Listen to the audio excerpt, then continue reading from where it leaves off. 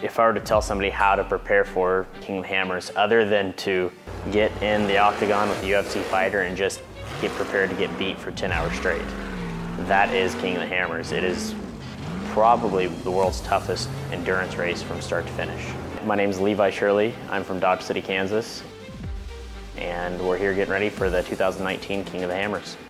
King of the Hammers is our Daytona 500. It is our Super Bowl. And to add to the stress, it is our first race of the year. Well, desert racing, they race around the mountains. King of the Hammers, we race through the mountains. Through some of the gnarliest canyons you can possibly imagine. Every year it changes, every year it's different. I actually got my chance to start racing when I was 9 years old, racing go-karts. I was horrible. I wrecked more cars. I don't know how my parents ever afforded to keep carts under me, but I got better. So I started racing off-road when I was 15 years old. It has been a snowball effect from there. And the typical day, I'm generally at work, working on the race cars until about 7:30, 8 o'clock every night. It is a long day. The dad life has definitely changed the way I do things. 7:30 before the baby. Now it's 9:30, and it's just until we get things figured out. Having a good oil is very important in each one of these components to make sure it lasts to the end of the race, and then some. We've ran Amsoil for a long time, even before we were sponsored by Amsoil. Amsoil builds everything, from the grease we run in our drive shafts to the engine oil, and it is the best oil that money can buy. Last year, on the end of lap 2, we had a front end failure due to an incorrect setup on the gears. We could see the finish line. It was 100 feet away.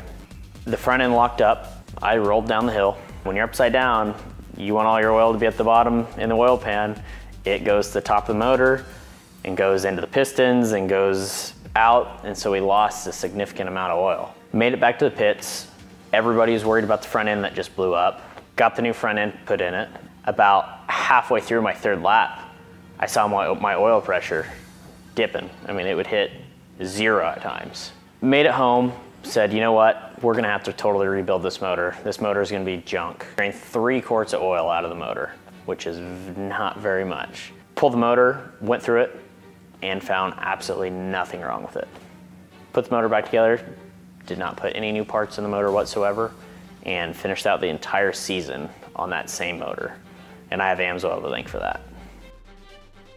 I'm a little bit crazy this year. I'm racing 2 cars. I'm racing the Legends class on Wednesday and the Unlimited class on Friday. The whole goal behind racing in the Legends class is to get more pre-running in for the main race on Friday.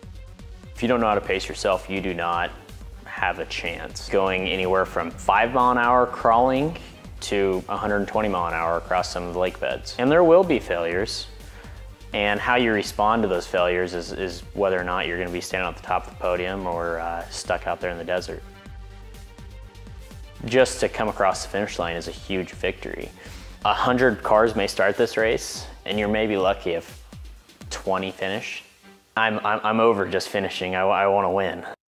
And I hope this year's the year.